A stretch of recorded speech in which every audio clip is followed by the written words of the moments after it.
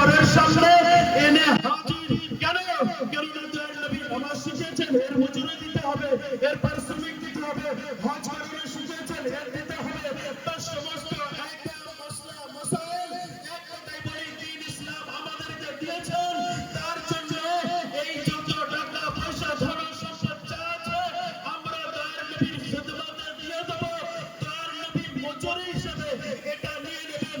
যখন মদিনাবাসীগণ সমস্ত মাল ধন সম্পদ টাকা পয়সা আমার দয়াল নবীর দরজার সামনে হাজির করলেন, আমার দয়াল নবী যখন ঘর থেকে পার হলেন, আল্লাহ পাক জিবরাইলকে বলছে, হে জিবরাইল যাও আমার নবীর কাছে যাও, গিয়ে বলো আল্লাহ পাক বরকত দিয়েছে, আল্লাহ পাক আয়াত পাঠিয়েছে, বিসমিল্লাহির রহমানির রহিম, কুল লা আসালুকুম আলাইহি আজরান ইল্লাল মাওয়াদ্দাতা ফিল কুরবা। এই ধন সম্পদ চাই না, এই টাকা পয়সা চাই না, এই সোনা দানা চাই না, এগুলো নিয়ে যাও, শুধু এতটুকু করো যে আমার গায়ের প্রতি তোমরা মহব্বত করবে, তোমরা মহব্বত করবে, ভালোবাসবে। এই যে ভালোবাসা, এবার আমি শেষ করছি, আমি আর বেশি বক্তব্য রাখবো না আপনাদের সামনে। বাস এই মহব্বত কে দিতে পেরেছে? দয়াল নবীর লাখো সওয়া লাখ হাজি ছিলেন গাদির খামার ময়দানে, সেখানে ছিলেন সওয়া লাখ। মদিনায় যখন দয়াল নবী এই দুনিয়া থেকে পর্দা নিচ্ছেন, দয়াল নবীর জানাজা মুবারকে কতজন থাকা উচিত? 1,25,000 ওখানে মাত্র 2 মাস।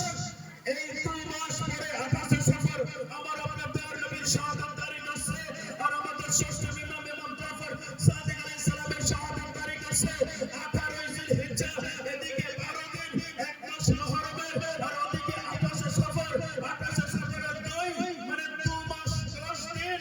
এই 2 মাস 10 দিন আগে আমার দয়াল নবীর সঙ্গে ছিলেন 1,25,000 আমার মাওলানা আলী আলাইহিস সালামকে। সেই 1,25,000 সাহাবীদের মাঝখানে তুলে বলে দিয়েছিলেন, মদিনায় ছিলেন, সমস্ত ঘটনা ছাড়ছি, ওই দিকে যেতে পারছে না। মদিনায় আসছেন 2 মাস 10 দিন, দয়াল নবীর পর্দা দিলেন এই পৃথিবী থেকে। তাহলে 1,25,000 সাহাবীদের ভিতরে দয়াল নবীর জানাজা মুবারকে কতজন থাকতে পারে? 25,000 ছেড়ে দেন, 1 লাখ তো থাকবে না।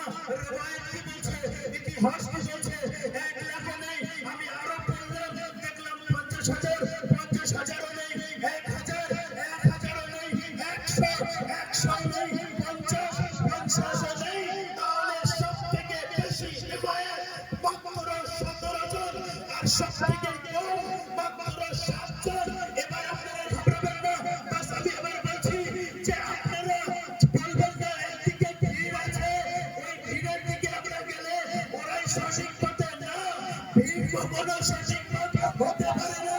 দয়াল নবী আর বলে দিয়েছেন, দয়াল নবী শেষ সময় বললেন যে দেখো হে আমার সাহাবী, হে আমার সাথী, তোমরা ভালো করে শুনে নাও, আদম থেকে নিয়ে শেষ পর্যন্ত এক রাস্তায় যাই, আর আলী ইবনে আবি তালিব যদি অন্য রাস্তায় যায়, ওই ভিড়কে তোমরা বেরো না, আমি ওই রাস্তাকে বেরো না।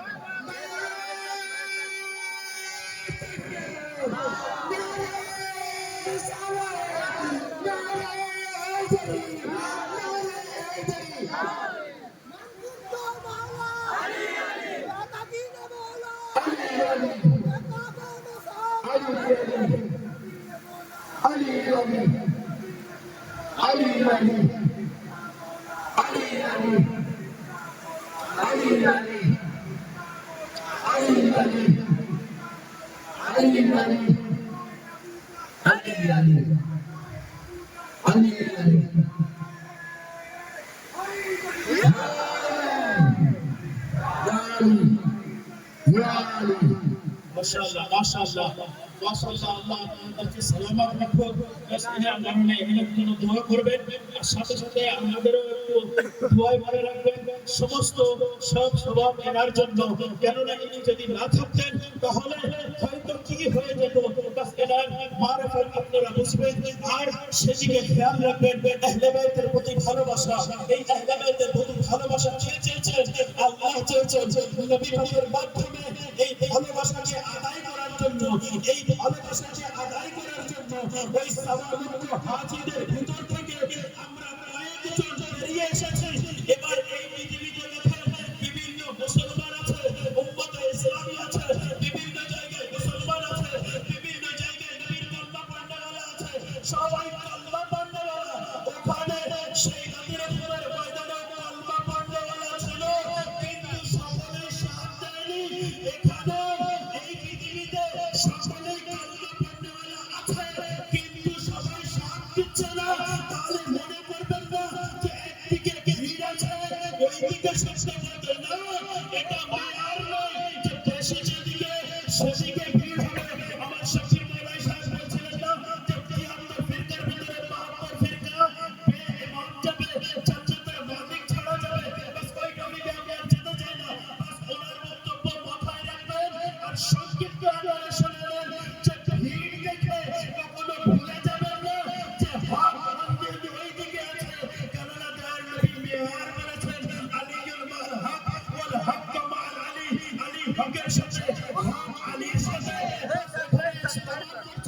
হক আলীর সাথে, এই হক যে আলীর সাথে আছে, এবার আলী যেদিকে যাবে সেদিকে এক ব্যক্তি থাকুক ইয়া 10 ব্যক্তি থাকুক ইয়া 100 থাকুক ইয়া নেই থাকুক, মাওলা যদি একই রাস্তায় থাকে তাহলে ওই রাস্তাটাই হক থাকবে।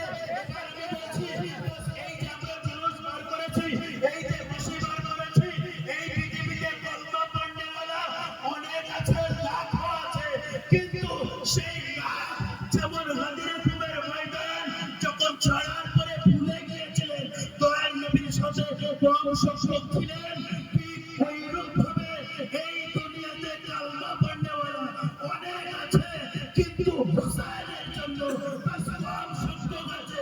আর এনারাই হবে আসল জান্নাতের হকদার।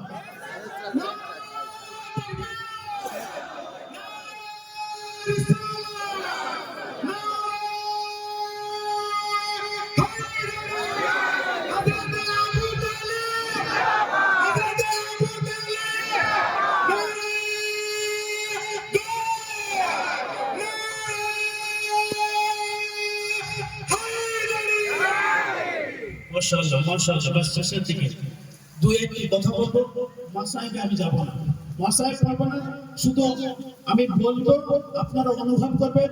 আমি বাস তামাম বলবো, বাস 1 মিনিট মাসি করেছি অনুভব করবেন। আমার বক্তব্য আমি শেষ করেছি, বক্তব্য আর লম্বা করা যাবে না।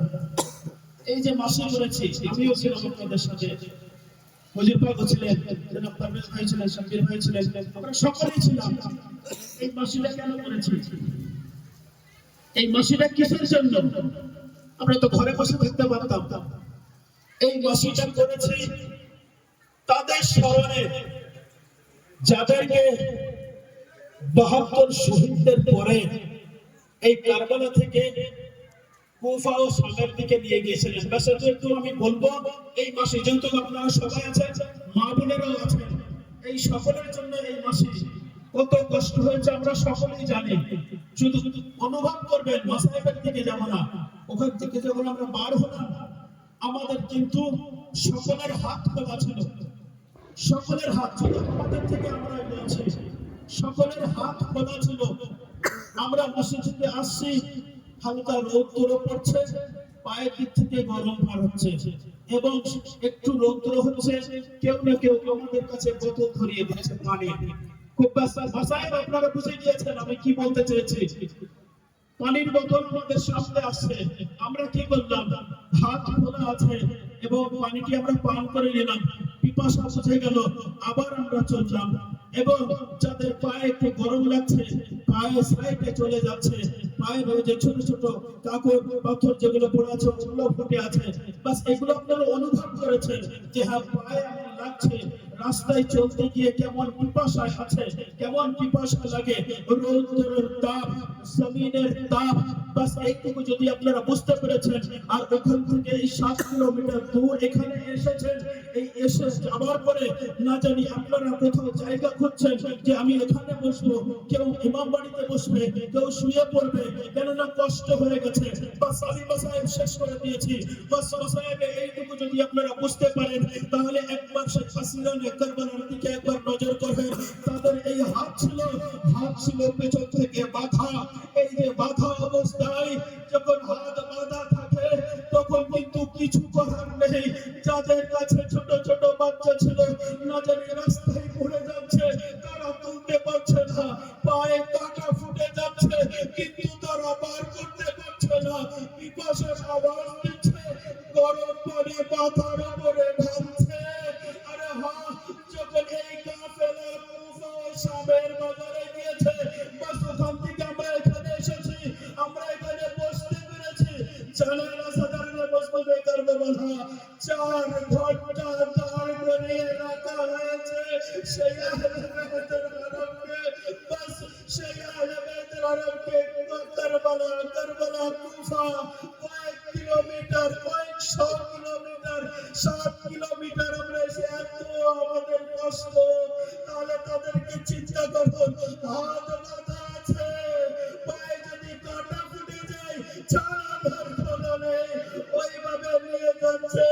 আরো তো আরো হাতে দড়ি বাঁধা, গলায় তোকে ধরতার, পায়ে বেড়ি। জনাবে সাকিনা বলছেন, ভাইয়া আপনি উঠে দাঁড়াবেন না, আমার গলায় দড়ি বসে যাচ্ছে। এই সেই তার জন্য, বাস তাদের স্মরণের জন্য এই আমরা বসে করেছি, এই আমরা এখান থেকে চলে এসেছি। বাস এটা এনার দান, আল্লাহ এনাকে সালামত রাখুক, যে আপনাদেরকে একটু অনুভব করতে দিয়েছেন। বাস অনুভব করেন যে আলেমানে আরবদেরকে কিভাবে কুফা ও শামের বাজারে ঘুরিয়েছে, এবং যখন পৌঁছায় তখন বসতে তো দেয়নি, 4 ঘন্টা দাঁড় করে রেখে দিয়েছে সেই শামের দরবারে। আল্লাহ, তাদেরকে কত মুসিবত, আমরা তো সেই মুসিবতের কিছুই আমরা করতে পারিনি, যতটুকু করেছে আল্লাহ পাক তুমি কবুল করে নিও। ওয়া আখির দাওয়ানা আলহামদুলিল্লাহ।